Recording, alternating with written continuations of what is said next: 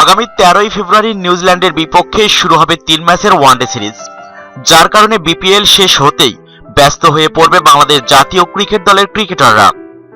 New Zealand সিরিজকে সামনে রেখে আজ দুপুর 12:30টায় প্রথম ধাপে দেশ ছেড়েছেন স্কোয়াডে থাকা ক্রিকেটাররা।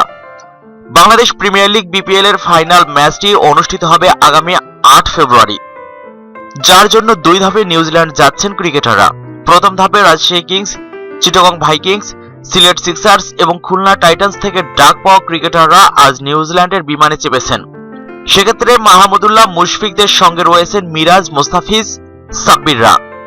তাদের সফর সঙ্গে আসন্ন সফরের জন্য নিযুক্ত ম্যানেজার খালেদ মাসুদ পাইলট। চোটের কারণে দেশেই থেকে যাচ্ছেন পেসার তাসকিন আহমেদ। দ্বিতীয় ধাপে নিউজিল্যান্ড যাবেন কুমিল্লা ভিক্টোরিয়ান্স, রংপুর রাইডার্স এবং ঢাকা ডায়নামাইটস থেকে ডাক পাওয়া ক্রিকেটাররা। সেখানে আছেন মাশরাফি মুর্তজা, সাকিব আল হাসান, তামিম ইকবাল, সাইফুদ্দিন, মোহাম্মদ মিঠুন এবং রুবেল হোসেন। তাদের নিয়ে আগামী 9 ফেব্রুয়ারি বিপিএল শেষ করে দেশ ছাড়বেন অধিনায়ক মাশরাফি মুর্তজা। নিউজিল্যান্ডের বিপক্ষে 3টি ওয়ানডের পাশাপাশি 3টি টেস্ট ম্যাচও খেলবে বাংলাদেশ জাতীয় ক্রিকেট দল। আগামী 13ই ফেব্রুয়ারি নেপিয়ারে শুরু হবে কিউইদের বিপক্ষে 3 ম্যাচের ওয়ানডে সিরিজ। পরের 2 ম্যাচ 16 এবং 20 ফেব্রুয়ারি ক্রাইস্টচার্চ এবং ডানেডিনে। হ্যামিল্টনে প্রথম টেস্ট শুরু হবে 28 ফেব্রুয়ারি। 8 মার্চ ওয়েলিংটনে হবে দ্বিতীয় টেস্ট, আর ক্রাইস্টচার্চে শেষ টেস্ট হবে 16 মার্চ থেকে। এদিকে নিউজিল্যান্ডের মাঠে এখন পর্যন্ত 3 ফরম্যাটের খেলার একটিতেও জয়ের দেখা পায়নি বাংলাদেশ জাতীয় ক্রিকেট দল। 2017 সালের নিউজিল্যান্ড সিরিজের ওয়ানডে ফরম্যাটে প্রতিটি ম্যাচে লড়াই করলেও শেষ পর্যন্ত হারতে হয়েছে বাংলাদেশকে। টেস্ট সিরিজেও একই গল্প, ব্যাটিং ভালো করলেও বল হাতে দলকে ম্যাচে রাখতে পারেনি পেসাররা। গত 2 বছরে বাংলাদেশ জাতীয় ক্রিকেট দল বিদেশের মাটিতে লড়াই করার ক্ষেত্রে কিছুটা হলেও উন্নতি করেছে। বিশেষ করে ওয়ানডে ফরম্যাটে বিদেশের মাটিতে ভালো করার আত্মবিশ্বাস রাখে মাশরাফির বাংলাদেশ। কোচ স্টিভ রোডসও নিউজিল্যান্ড সিরিজের টেস্টের তুলনায় বাংলাদেশের ওয়ানডের সম্ভাবনা নিয়ে যথেষ্ট আত্মবিশ্বাসী।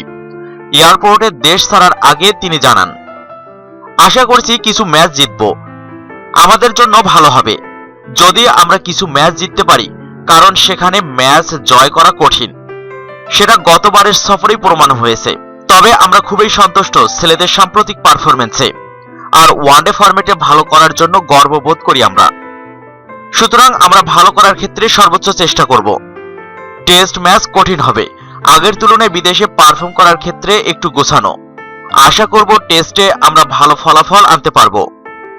বাংলাদেশ জাতীয় ক্রিকেট দল গত 6 মাসে উপমহাদেশের কন্ডিশনে দারুণ সময় কাটিয়েছে। এশিয়া কাপের সাফল্যের পর ঘরের মাঠে জিম্বাবুয়ে এবং উইন্ডিজের বিপক্ষে দাপট দেখিয়েছে বাংলাদেশ জাতীয় ক্রিকেট দল। তবে 2019 বিশ্বকাপের জন্য বাংলাদেশ কতটা প্রস্তুত তার পরীক্ষা হবে আসন্ন নিউজিল্যান্ড সিরিজেই। স্টিভ রোডসের ভাষায়, হ্যাঁ, নিউজিল্যান্ড সিরিজ আমাদের ইঙ্গিত দিবে আমরা কোথায় আছি বিশ্ব ক্রিকেটে। বিশ্বকাপের আগে আমাদের আয়ারল্যান্ড সিরিজ আছে। বিশ্বকাপ প্রস্তুতিতে আয়ারল্যান্ড হবে আমাদের শেষ ধাপ। এদিকে নিউজিল্যান্ড সিরিজে বাংলাদেশি স্পিনারদের লড়াই হবে নিজেদের সাথেই। কন্ডিশন পক্ষে থাকবে না সেই সম্পর্কে অবগত সবাই। 2 বছর আগেই নিউজিল্যান্ড সিরিজে বাংলাদেশি স্পিনারদের তিক্ত অভিজ্ঞতা হয়েছে। মেহেদী হাসান মিরাজের অভিজ্ঞতাও ব্যতিক্রম নয়। গতবারের নিউজিল্যান্ড সফরে 4 ইনিংস বল করে মাত্র 4 উইকেট শিকার করেছিলেন তিনি। অথচ এর 2 মাস আগেই ঘরের মাঠে ইংল্যান্ডের বিপক্ষে 4 ইনিংসে নিয়েছিলেন 19 উইকেট।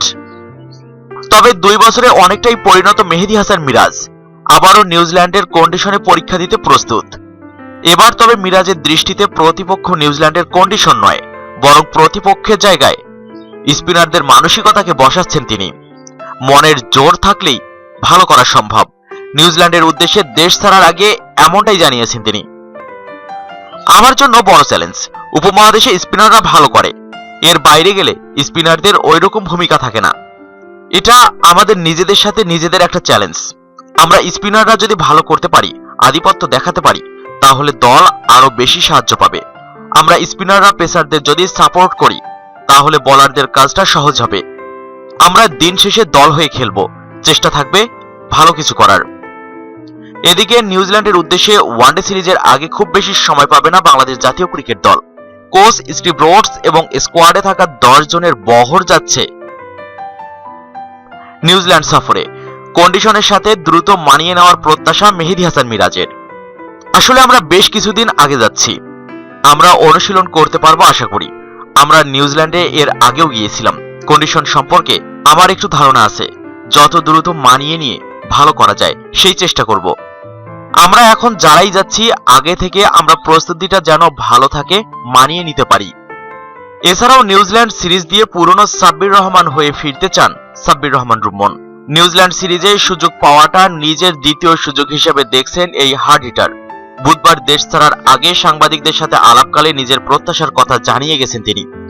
ডানহাতি এই ব্যাটসম্যানের চেষ্টা থাকবে ভালো খেলার। দলের যখন যা প্রয়োজন মেটানোর প্রত্যয় নিয়ে দেশ ছেড়েছেন তিনি। তার ভাষায়, অবশ্যই এটা আমার জন্য অনেক বড় সুযোগ, হতে পারে আমার দ্বিতীয় সুযোগ। চেষ্টা করব আগের সাব্বির রূপে ফিরে আসার জন্য। জবাব দেওয়া বড় বিষয় নয়, আমি ভালো খেলার চেষ্টা করব। কোনো পজিশন না, দল যখন যেটা চাইবে সেটা খেলার চেষ্টা করব।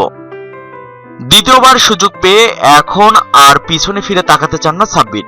ভবিষ্যৎ নিয়ে চিন্তা করছেন, সবার আস্থার প্রতিদান দিতে চান। আগেরবার নিউজিল্যান্ড সফরের অভিজ্ঞতা এই সিরিজেও কাজে আসবে বলে জানিয়েছেন তিনি। দ্রুতই কন্ডিশনের সাথে মানিয়ে নেওয়ার চেষ্টা থাকবে তার। সাব্বির আরো জানান, না ওইসব নিয়ে চিন্তা করছি না, পাস্ট ইজ পাস্ট, ভবিষ্যৎ নিয়ে চিন্তা করছি। অবশ্যই প্রতিদান দেওয়ার চেষ্টা থাকবে, দেখা যাক কি হয়। এর আগে 2 বার গিয়েছি নিউজিল্যান্ডে, অভিজ্ঞতা তো আছেই। আবহাওয়া কেমন ধারণা আছে, আশা করি দ্রুত মানিয়ে নিতে পারবো ও ভালো খেলার চেষ্টা করব। সাব্বির রহমান রুম্মন সবশেষ 2018 সালের উইন্ডিজ সফরের ওয়ানডে খেলেছিলেন। এরপর শৃঙ্খলা ইস্যুতে 6 মাসের জন্য আন্তর্জাতিক ক্রিকেট থেকে নিষিদ্ধ হন তিনি। নিষেধাজ্ঞা অনুযায়ী তার ফেব্রুয়ারি মাসের শেষের দিকে আন্তর্জাতিক ক্রিকেটে ফেরার কথা রয়েছে, কিন্তু শাস্তি কমিয়ে নিউজিল্যান্ড সিরিজের দলে রাখা হয়েছে তাকে। এবার চলুন জেনে নেই নিউজিল্যান্ডের বিপক্ষে বাংলাদেশের ওয়ানডে স্কোয়াডে কারা কারা রয়েছেন।